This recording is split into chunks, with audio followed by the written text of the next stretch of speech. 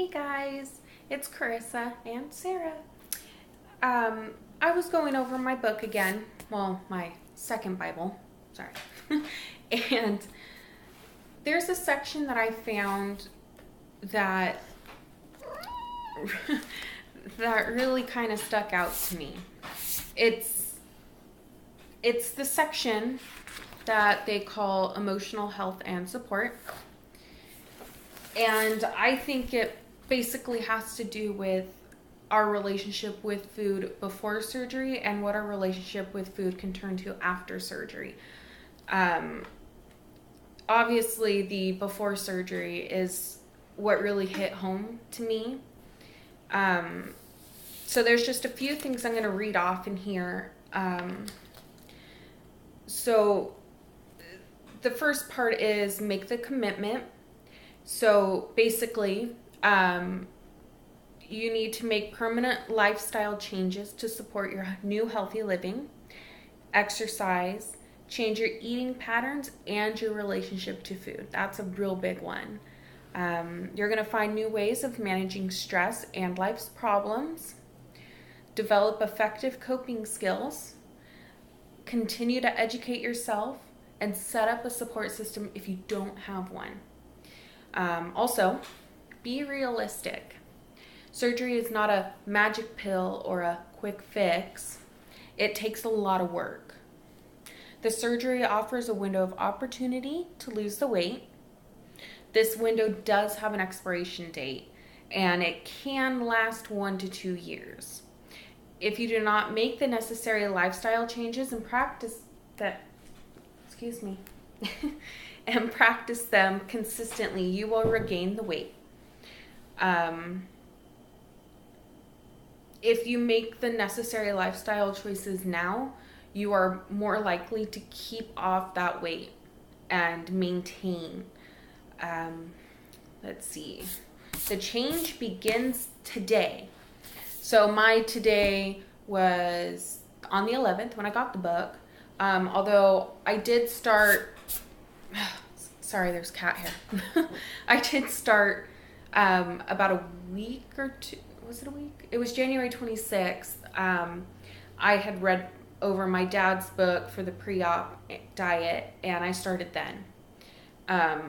Of course, since then, in having the book, I've made changes like instead of eating one whole egg, I eat 2 egg whites. Instead of eating a whole English muffin, I eat a half English muffin.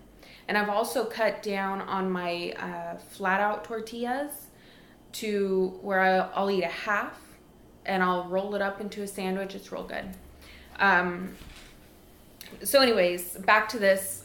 Your change begins today. You need to lose, or they want you to lose at least 5 to 10% of your body weight. And what I believe is that's what the surgeon is going to tell you. Your goal weight to get to for surgery is 5 to 10% of your body weight, I believe, from your highest. And I think I'm there already. So I'm real excited. I do see him on Friday. I'm real nervous, but I'm also really excited. So why they want you to lose weight beforehand is so that you already know how to eat, and it's going to set you up for succeeding rather than, you're going to do a real quick fad diet to get down for surgery, then go into surgery. Well, what are you going to do afterwards? Those fad diets never work. They never do. So things to practice. You want 3 high protein, low carb meals a day. Take your vitamins daily, exercise daily. They want you to start sipping 64 ounces of water throughout the day. Obviously, stop 15 minutes before a meal and don't drink until 30 minutes after, which is something I'm still struggling with. And especially the sipping, I really need work on that one. Now, this part here is a big one that I relate to. It's very hard for me to talk about it, to really let anybody know. So it's eating triggers.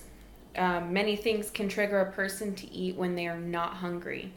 Identifying your triggers and preparing to handle them can help you maintain your weight loss.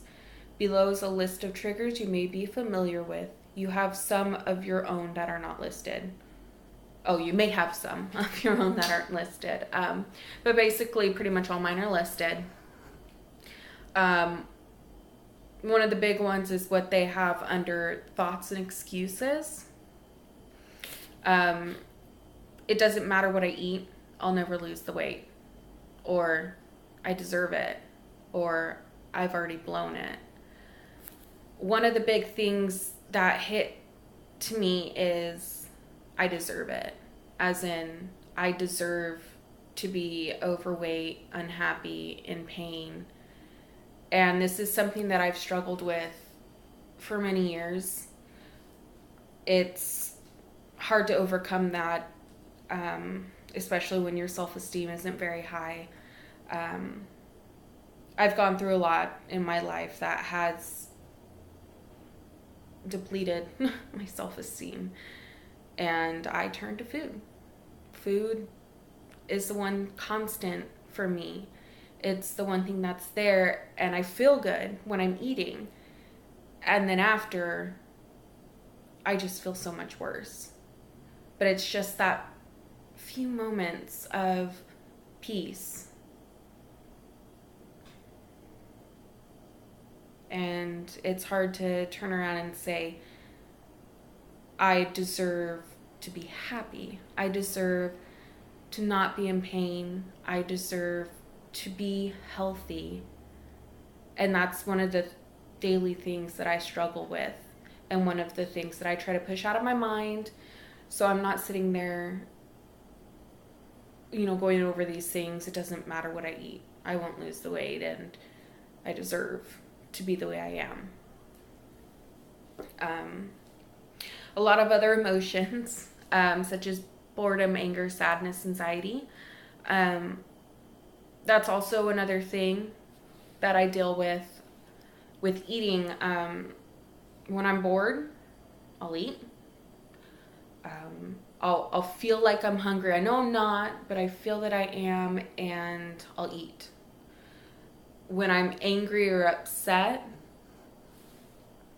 when I'm stressed, when I'm overthinking things, which I do quite often, I eat. Because, again, it makes me feel good. And it does numb how I'm feeling. That relationship that I have with food is very toxic. It's what got me to the point I'm at now. And I'm working very hard to change that, and to change my mindset, and to know I deserve better. No one deserves to go through this. They really don't. Then there's, just some other things that they list here. Environmental cues, like parties, holidays, special events, things like that. Those don't ever really bother me, especially when I'm eating clean and I go out somewhere, like to a party. I'm not directed to the food. Again, the only time I am is if I'm stressing out like crazy. But those are the eating triggers, some of them anyways, that they have listed. It's a big thing. And there are people who are lucky enough to not have this addiction to food. But unfortunately, I'm not one of them. I struggle. I don't know how to cope with things. And I eat.